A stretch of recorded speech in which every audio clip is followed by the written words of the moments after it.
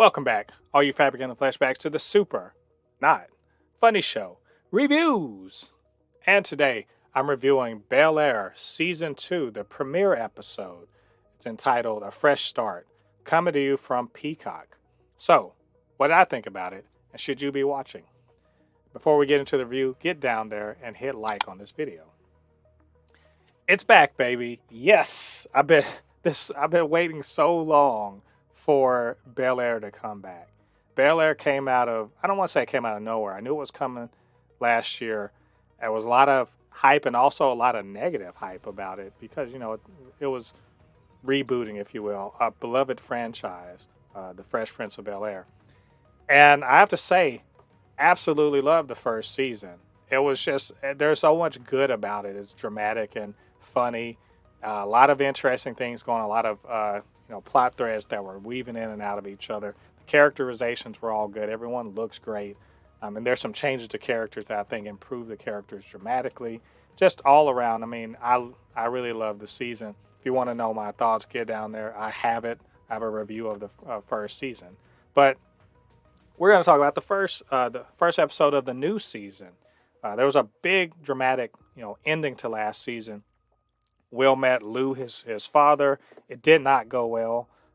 So much so that it did not go well that he left the house. He didn't want to see, his aunt or his uncle or his mom or anybody. He's just going to be his own man. And thank the Lord that he's got Jazz there to sort of help him out.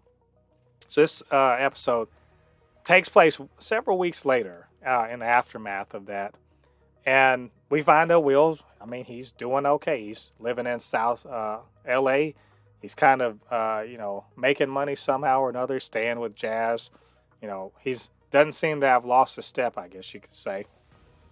And he's avoiding the family. He's not avoiding them completely. Apparently, he's just avoiding Uncle Phil. Everybody else he's sort of keeping in touch with. Meanwhile, at the Banks household, Ashley's about to turn 13. Oh my God. She's going to be a teenager. You know how that's going to go. It went in the original show. Hilary has successfully, with the help of a friend and collaborator, Ivy, taken over the influencer house. Now she's going to run the show.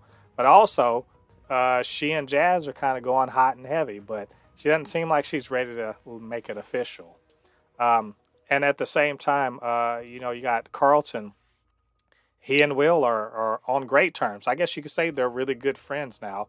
But now Will, he's kind of lost his social status, but he's friends with Will, so Will's going to help him get back on his feet socially. And that starts by going with the Black Student Union and getting him kind of back out there. Oh, and maybe there's a bit of romance coming his way there. Speaking of romance, what's going on with Will and Lisa? It's kind of some, unfinished business because of all of the drama at the end of last season. And, of course, Ashley turning 13. It's a big party. And, she's got a teacher, a favorite teacher of hers that seems to have gotten into some trouble. So, there's a lot Look, it's a 45-minute episode. There's a lot going on in here. But I think, the main deal is really about the reconciliation of Will and Uncle Phil, in part with the help of Jeffrey, who, yes, Jeffrey's still hanging around, and Will's turning to him for advice, which is important because that was something that Jeffrey in the original was kind of there for too. This Jeffrey, obviously, he's not a joke. Nobody's a joke in this episode. Carlton's not a joke. Jeffrey's not a joke. Hilary's not a joke.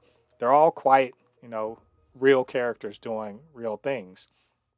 And kind of seeing them navigate their situations. You even got, you got Aunt Vivian. She's an artist, and she got a fellowship, and she's about to get back out there, and she's realizing that she's going to be butting heads, with her. I don't want to call her a benefactor, but the guy that basically got her out there. She's going to be butting heads with him. We didn't see him in this episode, but it's coming that she's going to be butting heads with him. You got Uncle Phil, who's going back to work after dropping out of the DA race and realizing that maybe his law firm is, kind of doing some things differently or whatever, even though he hasn't been gone terribly long. But also he's grappling with the fact that he and Will just can't seem to kind of, bury the hatchet, I guess you'll say. And I love seeing Jeffrey kind of step up and apologize and be like, hey, I was out of line about, what I did, the way I did it. But you do need to like fix this up with Will because he needs you, otherwise he's going to turn to the streets again. And I love Jeffrey for that, for being a stand-up person. I think that's kind of an important aspect of this episode is taking responsibility. Will talks about he wants to be his own man and he wants to be independent.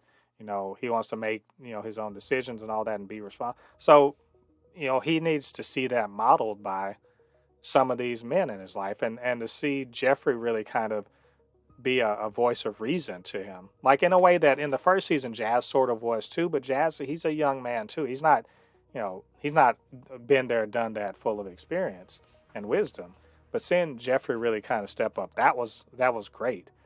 And to see that his words don't fall on deaf ears on Uncle Phil.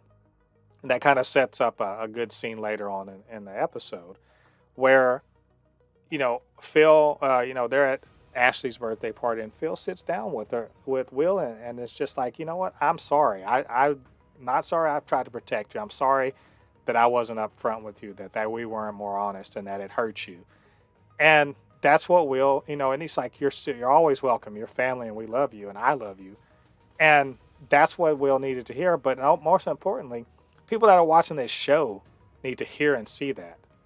Because there's an awful lot of, being tough is, you're not saying you're sorry, you're not showing emotion, you're not saying I love you, you're not, and that's not healthy. And it's nice to see that these two men, a young man and a man he clearly looks up to but has been hurt by, they can have this exchange of feelings and their thoughts and grievances, and they can say, I'm sorry, I love you and everything. And it all can kind of heal that rift.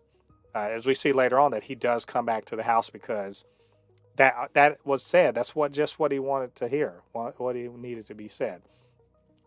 Will also in this episode, he's trying to figure out his whole basketball situation. He's decided he want to make his way with his basketball skills and that he wants to level up because he needs to get into a D1 school. But also he realizes his game is kind of lame because of where he's playing. And so now he needs to go to this, manager / trainer / I don't know what else to call him, the name Doc, he hopes help him to get to the next level and sort of does a trial for him. There was a fun little basketball sequence where he's doing one-on-one with the big dude and like kind of shows his, skills, which I will say, Jabari Banks looks better at basketball than he did in the first season, but I still don't totally buy his basketball skills, but they did make it look good. That was good camera work to make it look good. But it also clearly it's setting up this, this Doc character is clearly going to be set up as sort of an antagonist in the season. And between him and Michael Ealy, I was asking myself is why all of the light-skinned brothers in this this show are just like the bad dudes, like they're just bad guys. It seems to me. We'll see if that plays out later on. But he does meet who I think is probably his Doc's daughter. There's clearly going to be some sparks between them because Will's definitely going to be involved with that guy. We also seeing Hilary kind of step up for herself, not let her business partner run all over and everything like that. Telling her what's what was good fun, especially because she didn't want to define what she had with Jazz, like they were just keeping it light or whatever. And so Jazz like, okay, cool, and like Jazz is a cool dude. He's a good looking guy. He's got swag. He's got personality. And Ivy wanted to jump on that. And Hilary was cool until she had enough, and until seeing them kiss, it was like she had to step down on her and be like, hey, that's my man. You can go all the way away from. That was good. I thought that was hilarious and awesome, and I really, honestly, I jumped up about that. I was like, there, go do your thing, because Hilary, I love this Hilary. I love her as a character, and to see her really be assertive, but also not be afraid to say, "This is my man," because Jazz, he deserves it. He's a good dude, and he likes her, and has been really like showing that. No notes on Jazz. Just keep doing what you're doing, with Jazz, because that dude he's a great addition to this show. Carlton, he's got, there's a girl he seems to like, and she's part of Black Student Union, and he's sort of explaining like why I guess he's been estranged from the other black students at Bel-Air Academy. I liked all of that. It's setting up some big stuff later on down the line where, Carlton really kind of shows who he is as a person. He always talking about black excellence in the first season. It'll be interesting to see how he actually, pushes that forward outside of the context of being rich or whatever. What does it actually mean, to stand in solidarity with the other students? Because clearly some stuff's about to come up related to that teacher that I mentioned earlier. But, and also I love seeing him and Will be like the besties. I'm telling you, that's what I was aiming for. Like I couldn't stand him at the start of last season. At the end of the season, he's great. He's a good guy. And now I'm seeing the fruits of that. The two of them being like, best friends. I'm all for that. And so and of course, see Ashley, they're pushing her to the front. I want to see more of that. She needs character development. So look, there's a lot of stuff going on. Was this the most dramatic episode? No. Did it have a bunch of ooh and ah moments, or was all of the danger or whatever like that? No, none of that. This was a setup episode. They're explaining, where everyone is and where they're heading. And in that instance, it was very entertaining. I liked what I saw. I liked the people what they were doing. I liked the hints at where we're going, with the various storylines, how they're going to weave in and out of each other. I'm super interested. And everyone looks great. Everyone is just, they are their characters to a T. The chemistry within the cast it's out of this world. So I couldn't be happier with this premiere episode, and I'm super excited for the rest of the season. But you know what? Those are my thoughts. What did you guys think about the premiere episode of Season 2 of Bel-Air? And what did you think about what I had to say about it? Get down to the comment section, leave your thoughts there. And of course, you can always hit me up, supernotfunnyshow@gmail.com, or at supernotfunnys1 on Twitter. And while you're down there, hit that subscribe button, hit the like on this video, hit the notification bell, all that good stuff. Helps more people to see this channel and to see these videos. All right, all you Fabricans and Fleshbags, thanks for joining me. Come back next week. We're going to talk about Episode 2 of Bel-Air Season 2. Until then, I've been Mo De Poupée, your resident Fabricant and comic extraordinaire on all things pop culture. And we'll see you guys on the other side of the thread. Peace.